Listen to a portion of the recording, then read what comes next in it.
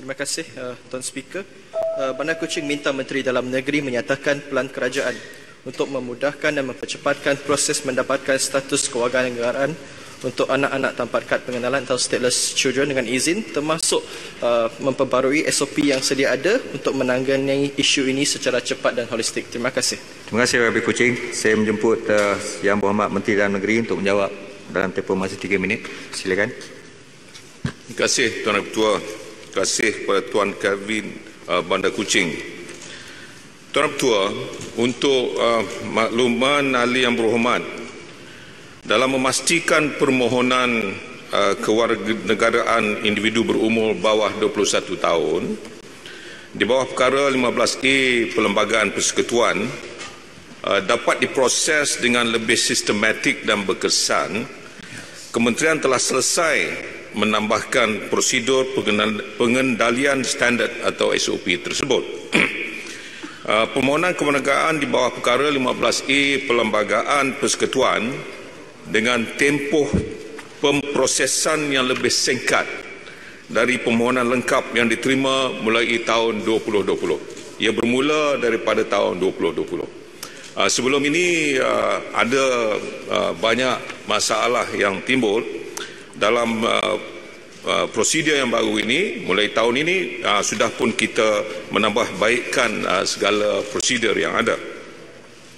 Penambahbaikan SOP berkenaan adalah berdasarkan kepada pematuhan syarat di bawah bahagian 3 Perlembagaan Persekutuan dan juga Citizenship Rules 1964, serta turut mengambil kira pelbagai aspek termasuklah kebajikan pemohon tanpa mengabaikan keselamatan dan kesejahteraan warga negara sedia ada. Kelahiran yang berlaku di Malaysia tidak menyebabkan seseorang individu memperoleh kewarganegaraan secara automatik.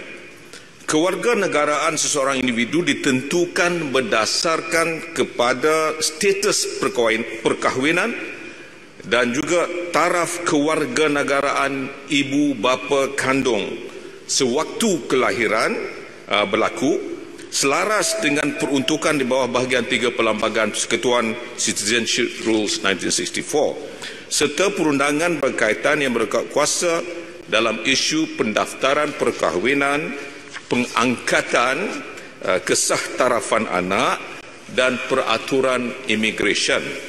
Sukacita diingatkan bahawa ibu bapa dan penjaga kepada individu yang bertaraf yang belum ditentukan atau bukan warga negara bertanggungjawab sepenuhnya.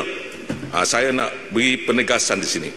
Bertanggungjawab sepenuhnya untuk menguruskan kewarganegaraan, dokumen pengenalan diri dan dokumen perjalanan dengan negara asal bagi mengelakkan ketiadaan dokumen pengenalan diri, keberadaan tidak sah di Malaysia dan seterusnya disalah anggap sebagai tidak memiliki kewarganegaraan dari mana-mana negara atau stateless. Terima kasih.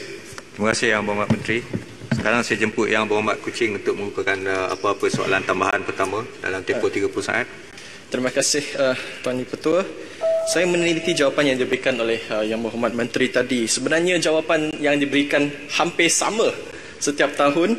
Isu ini belum lagi diselesaikan. Dikatakan ada yang diperbarui, ada yang ditambah baik, tetapi kita tidak dapat melihat results daripada penambahbaikan tersebut. Jadi soalan saya, dikatakan bermula dari 2020 kita ada penambahbaikan. Apakah penambahbaikan dalam proses tersebut?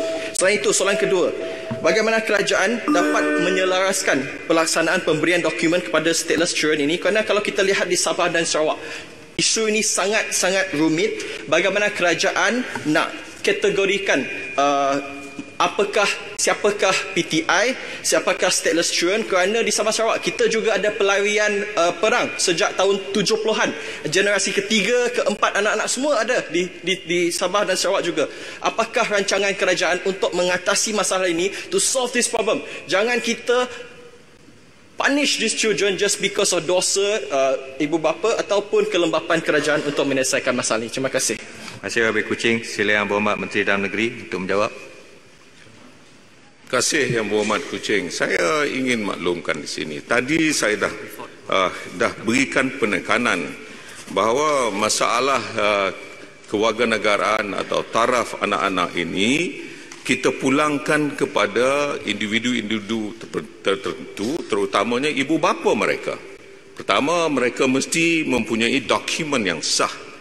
Kalaulah anak-anak ini tidak ada dokumen yang sah, tarafnya seperti orang yang biasa yang tidak tahu bagaimana untuk kedudukan mereka yang ada.